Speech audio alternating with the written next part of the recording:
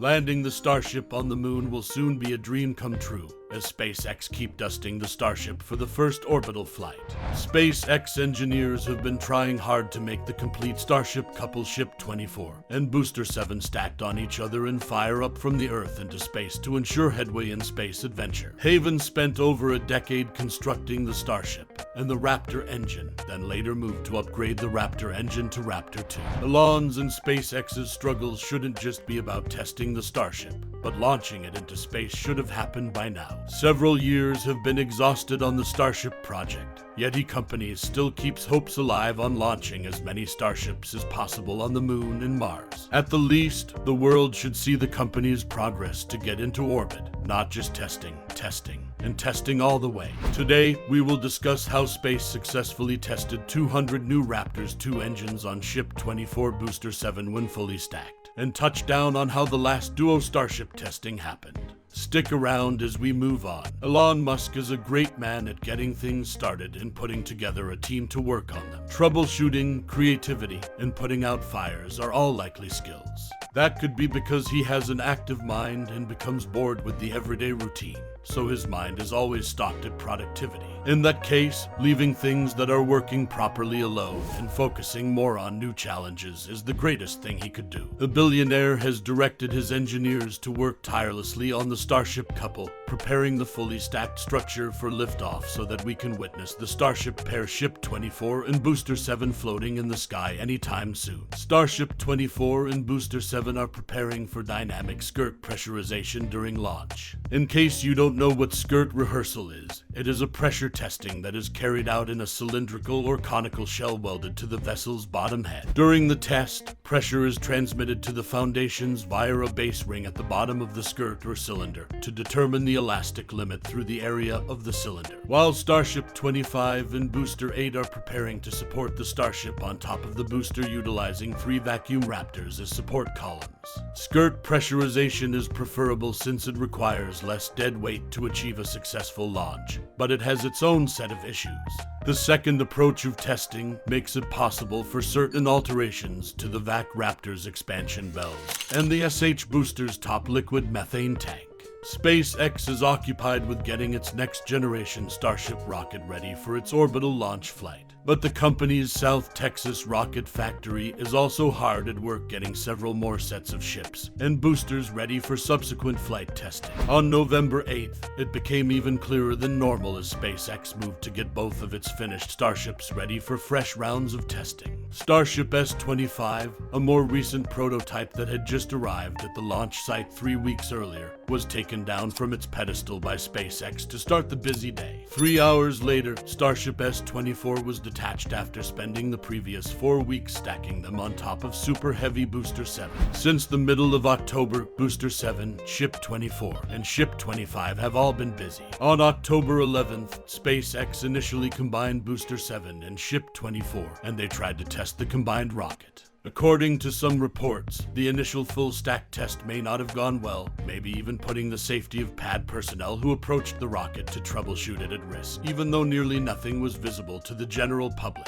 SpaceX's CEO Elon Musk said that the company was proceeding very carefully to prevent an explosion that may delay Starship progress in the next 6 months on October 16th since S24 had been completely detached. However, if there was a problem on October 13th, SpaceX didn't disclose it, but later on, the S24 was reinstalled atop Booster 7 with no apparent maintenance or repairs. Then, on October 24th, SpaceX began a strange series of experiments in which it filled the liquid oxygen and liquid methane on both of the Super Heavy B7 and S24 simultaneously. According to a rare NASA briefing, they were single-species propellant tests, a form of extra cautious testing that had never been seen at Starbase. A member of NASA's Aerospace Safety Panel confirmed that the sudden influx of unusually cautious testing could be attributed to SpaceX increasing the rigor of its systems, engineering, and risk management in case there will be an unexpected explosion that could damage the Booster 7. SpaceX had finished 7 single-species tests by the time S24 was unstacked from Booster 7 on November 8th, 4 of which involved loading liquid oxygen and liquid methane into both stages. According to NASA's briefing, SpaceX intends to detach Ship 24 before completing more static fire testing with Booster 7. While B7 conducted 1, 3, and 7 engine static fires in August and September, those tests were far from the full 33 engine static fire required to officially qualify the world's most powerful rocket. According to NASA Space Managing Editor Chris Burgeon, SpaceX's next goal is to fire up half of the Raptors on the Super Heavy B7.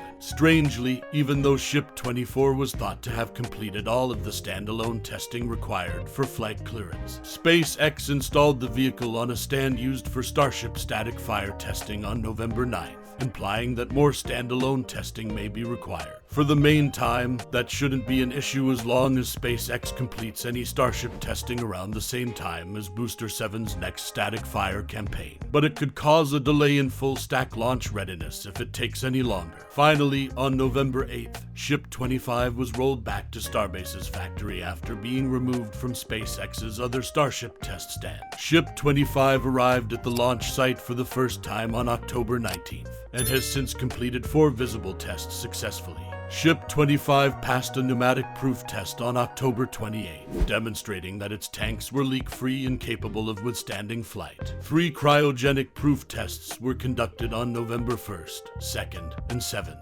The first cryoproof was most likely just that, a test where Ship 25's tanks were pressurized and filled with cryogenic liquid nitrogen or a combination of liquid oxygen. The next 2 tests were most likely conducted on the customized test stand, which has been semi-permanently outfitted with a set of hydraulic rams that allow SpaceX to simulate the thrust of 6 Raptor engines. At the same time, the Starship's structures are chilled to cryogenic temperatures and loaded with approximately 1,000 tons of cryogenic fluids. If a Starship can withstand certain loads on the ground, it is assumed to withstand equivalent stresses in flight. That is why a denser pressure fuel is applied during the test. Assuming that Ship 25's initial proof of concept tests were successful, which they appear to have been, SpaceX returned the prototype to its Starbase factory to install 6 Raptor engines and a series of shields and firewalls to protect those engines from each other. Ship 25 will return to the launch site for static fire testing.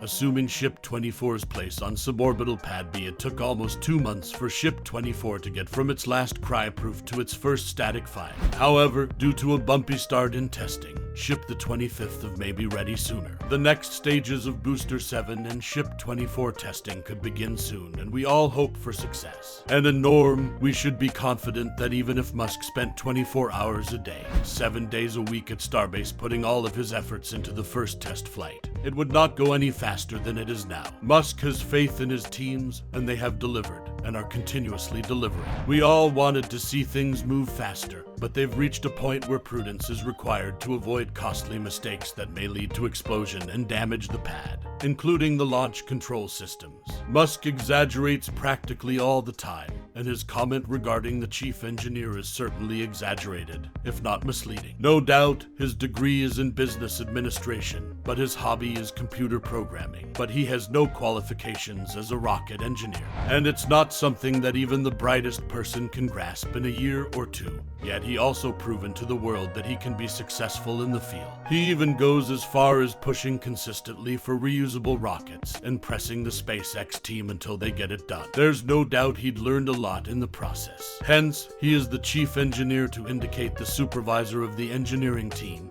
determining which routes to take and which procedures to skip, rather than primary engineer, who is responsible for the actual rocket or engine design. How long do you think it will take for SpaceX to land the Starship on the moon? It looks that the SpaceX Crew Dragon will go to the moon instead of NASA's because its huge rocket failure. Just click to know all the details.